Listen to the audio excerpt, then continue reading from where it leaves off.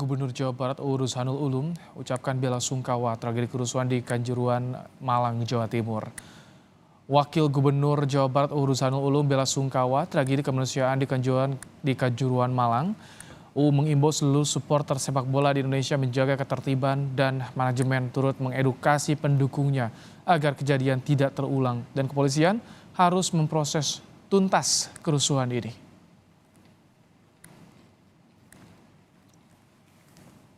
Saya mengucapkan bela sungkawa atas tragedi ataupun terjadinya kejadian yang tidak kita inginkan semua di saat pertandingan yang kita ketahui tadi malam. Maka salah satu ikhtiarnya adalah memberikan pendidikan dan pemahaman tentang persepak bolaan atau tentang persporteran. Kemudian juga saya berharap sekali kepada manajemen PSSI atau Panvel agar mari bersama-sama berbenah supaya kejadian tidak terulang ke depannya dan mendukung pihak berwajib untuk memproses segala sesuatu yang memang harus diproses. Mabes Polri mengirim tim DVI ke Malang membantu identifikasi korban meninggal dunia mencapai 130 orang. Kapolri dan Menpora juga sedang menuju ke Malang meninjau Stadion Kanjuruhan. Langkah Polri saat ini sudah memberangkatkan tim DVI yang dipimpin oleh Brigjen Nyoman langsung menuju ke Malang. Kemudian mengerahkan seluruh tim dokter dari Rumah Sakit Bayangkara Malang, Rumah Sakit Bayangkara Kediri, dan Rumah Sakit Bayangkara Surabaya. Fokus kami ada dua. Yang pertama bekerjasama dengan tim medis setempat di Malang yang dalam rangka untuk memberikan pelayanan medis yang terbaik guna memitigasi jangan sampai terjadi jumlah korban yang bertambah. Yang kedua, dengan jumlah korban yang cukup banyak, tim DVI juga harus bekerja keras untuk segera melakukan identifikasi terhadap korban yang meninggal dunia. Mabes Polri mendalami penggunaan gas air mata di Stadion Kanjuruhan Malang apakah sudah sesuai dengan prosedur. Jika sudah diketahui hasilnya akan disampaikan ke publik. Kemarin malam aparat menembakkan gas air mata ke kerumunan supporter ketika situasi sudah tidak kondusif. Diduga akibat inilah banyak supporter tewas karena sesak napas. Karena Pak Kapolri bersama Pak Menpora hari ini juga melakukan rapat dulu ya bersama pemerintah daerah Provinsi Jawa Timur dan juga pemerintah daerah Kabupaten Malang serta seluruh tim. Ya tentunya sesuai dengan arahan Presiden ya berikan kesempatan kepada tim ini untuk bekerja dulu. Dan nanti hasilnya tentunya akan disampaikan kepada teman-teman semuanya. Oke, cukup itu dulu. Dari ya. peraturan bukannya nggak boleh pakai gas air mata ya Pak? Ya, dievaluasi dulu. Jadi kita tidak buru-buru harus menyimpulkan. Jadi harus dievaluasi secara menyeluruh dulu, ya agar komprehensif dan nanti hasil daripada evaluasi secara menyeluruh sesuai dengan perintah Bapak Presiden tentunya nanti akan disampaikan kembali. Jenazah Bribtu Fajar Yoyo Pujiono, salah satu anggota polisi atau anggota Polri yang meninggal dunia akibat kerusuhan di Stadion Kanjuruhan Malang tiba di rumah duka.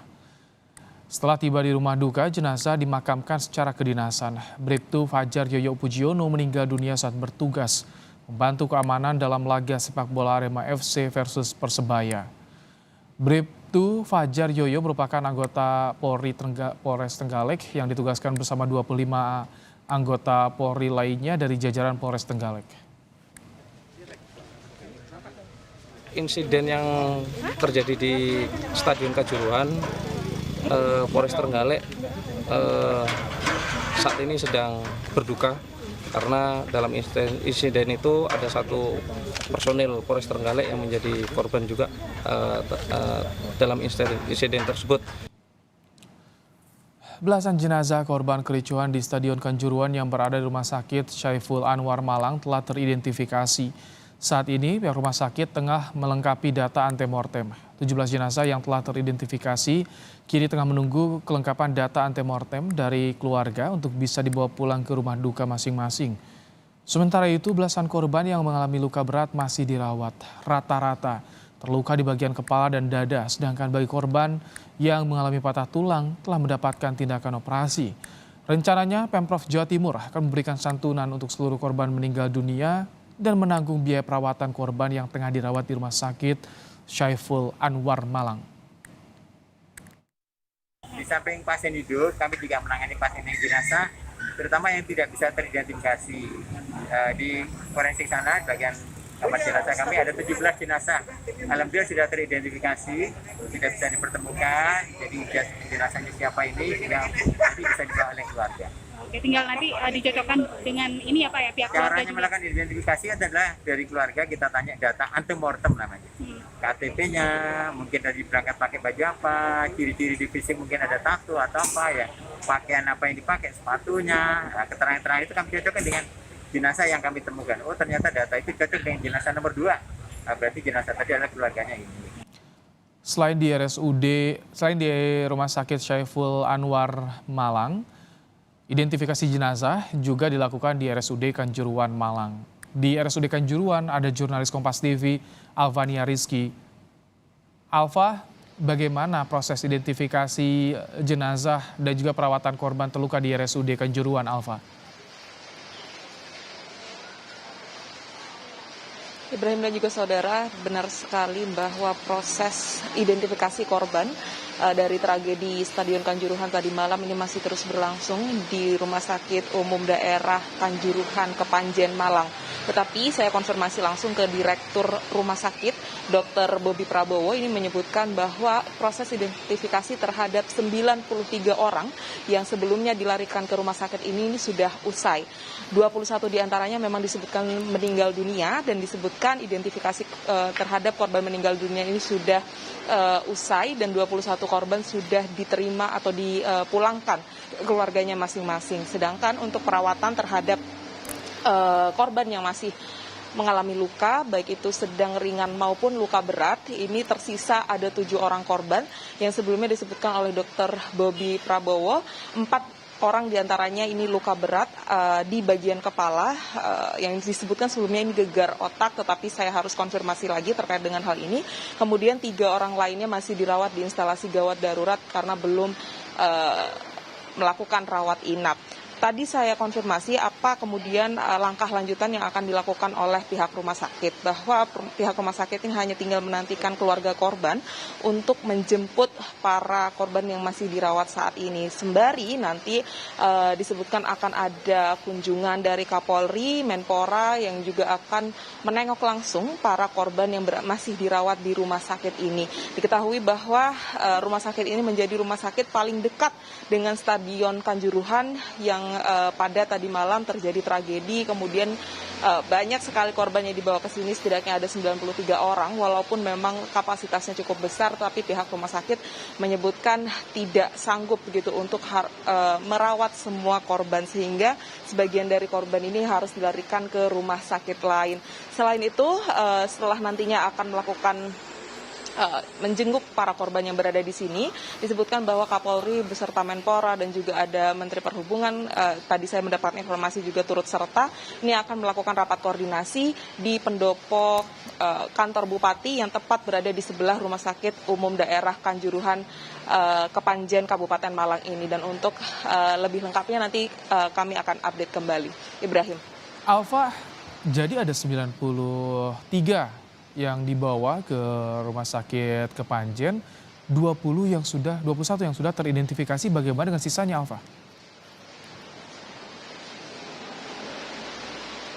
Ya, saya konfirmasi lagi, 21 orang ini yang meninggal dunia dan sudah teridentifikasi, sedangkan 93 orang ini semuanya teridentifikasi secara identitasnya, Ibrahim dan juga saudara, artinya paling tidak keluarga dari korban ini sudah mengetahui kondisi dari kerabatnya atau keluarganya yang berada di rumah sakit ini. Tadi memang sempat ada 2 korban meninggal dunia yang belum teridentifikasi, tapi menurut pihak rumah sakit segera setelahnya identifikasi identifikasi korban ini bisa dilakukan karena ada beberapa rekan korban yang mendatangi langsung rumah sakit ini untuk kemudian mengidentifikasi kawannya tersebut. Dan tadi saya sempat bertemu 2 orang dari rekan korban yang datang ke rumah sakit ini untuk melihat siapa saja, apakah benar begitu jenazah yang masih berada di rumah sakit umum daerah Kanjuruhan Kepanjen ini merupakan rekannya yang tadi malam juga turut serta dalam datang ke Stadion Kanjuruhan Kabupaten Malang, dan disebutkan bahwa benar, dan 2 orang tersebut menjadi 2 korban meninggal terakhir yang diidentifikasi, sedangkan sisanya tepatnya sekitar 72 orang yang dirawat di rumah sakit ini sepenuhnya sudah teridentifikasi dan sudah terinfokan kepada keluarganya masing-masing terkait dengan kondisinya yang terkini. Tetapi kembali lagi masih ada 4 orang korban yang masih mengalami luka berat dan harus menjalankan perawatan intensif di Rumah Sakit Umum Daerah Kanjuruhan Kepanjen, Kabupaten Malang. Ibrahim. Baik Alfa, jadi 21 jenazah sudah bisa diidentifikasi di RSUD Kepanjen Malang. Jadi seperti apa alurnya bagi keluarga yang akan mengambil jenazah? Ya, tentu saja tadi dibutuhkan beberapa data antemortem yang juga sudah diharuskan bagi setiap rumah sakit yang ingin membawa pulang begitu ya keluarganya. Tetapi kalau ada beberapa orang yang sudah teridentifikasi dengan identitasnya masing-masing, maka mereka langsung dikirimkan oleh pihak rumah sakit menuju ke rumahnya masing-masing. Sejauh ini rumah sakit tidak menemukan kendala tersebut, artinya identifikasi terhadap 21 korban itu berjalan lancar dan saat ini sepenuhnya sudah bisa dipulangkan kepada keluarganya masing-masing. Walaupun saya sempat mendapatkan informasi, sedangkan di rumah sakit lainnya ini masih terkendala dengan informasi-informasi tersebut, sehingga ke pihak keluarga yang merasa bahwa anaknya atau saudaranya belum pulang ke rumah, mereka diharuskan untuk membawa data-data untuk menjemput keluarganya. Dan alur ini sebenarnya juga dilakukan untuk mereka yang masih dirawat inap atau mengalami luka ringan hingga sedang, tapi bedanya mereka hanya diidentifikasi secara identitas saja apakah benar ini merupakan keluarganya masing-masing. Dan tadi juga ada upaya dengan melampirkan gambar dari para korban ini dari pihak rumah sakit untuk kemudian dibantu begitu disebarluaskan apakah atau untuk membantu mengidentifikasi siapa saja sebenarnya identitas dari korban-korban ini, apakah ada yang kenal atau ada yang kemudian melihat secara langsung ketika berada di Stadion Kanjuruhan tadi malam, sehingga bisa dibantu untuk percepatan proses identifikasi. Sejauh ini semuanya berjalan lancar, 93 orang sudah teridentifikasi dan masih tersisa 7 orang untuk kemudian menantikan keluarganya dijemput dan melakukan perawatan intensif. Ibrahim. Baik, kalau di Saiful Anwar kan juga sudah ada keluarga yang ikut mendampingi korban yang masih dirawat.